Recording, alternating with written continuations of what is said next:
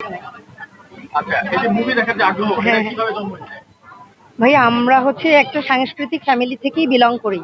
আমার মামা মানে সিয়াম ভাইয়ার যে চাচা, ফুপু সবই হচ্ছে সাংস্কৃতিক মনা।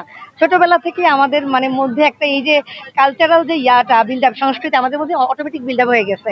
সিয়াম ভাইয়ের কিন্তু প্রাতিষ্ঠানিক যে অভিনয় ছাড়া চমৎকার যে অভিনয়টা, এটা কিন্তু পারিবারিক ভাবে উঠে এসেছে আর কি। রক্তে আছে। হ্যাঁ, রক্তে আছে বলা যায়। কারণ আমার মামা, খালারা সবাই নাটক করতেন, মঞ্চ নাটক করতেন, গান করতেন।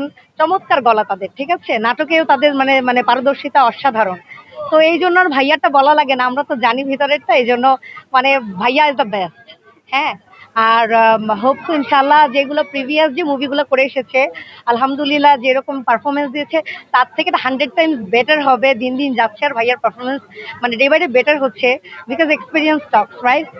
আর হচ্ছে এইটা হচ্ছে সম্পূর্ণ ভিন্ন ধর্মী একটা কি বলে একটা ঘটনা বা একটা নতুন গল্প নিয়ে আসতেছে। We are that much excited about this. Thank you. জঙ্গলিকে আপনি কত দিবেন? এখনো তো ট্রেইলারে যেটা বলতেছি 10 আউট অফ 100 দিব আমি এখনো। কারণ আমি মনে হচ্ছে না বাংলাদেশে এইরকম গল্প নিয়ে কাজ করা হয়েছে। তো আমার যেটা মনে হচ্ছে এক্সপেকটেশন আমার অনেক হাই। ইনশাল্লাহ আমি এক্সপেকটেশন আরো ট্রিপল করে বের হবো ইনশাল্লাহ। ভাইয়ের মুভি ট্রেলার তো দেখেছি। ইয়া। তো ভাইয়ের একটা ডায়লগ ছিল। ও আচ্ছা, এখনো বলবো না, ওটা মুভি দেখে তারপরে বলবো। আচ্ছা, ভাই তো কোনো কিছু সিনেমাতে রিভিল করবো না। ভাই তো সিনেমাতে আসছে, বোন কি আসবে কিনা?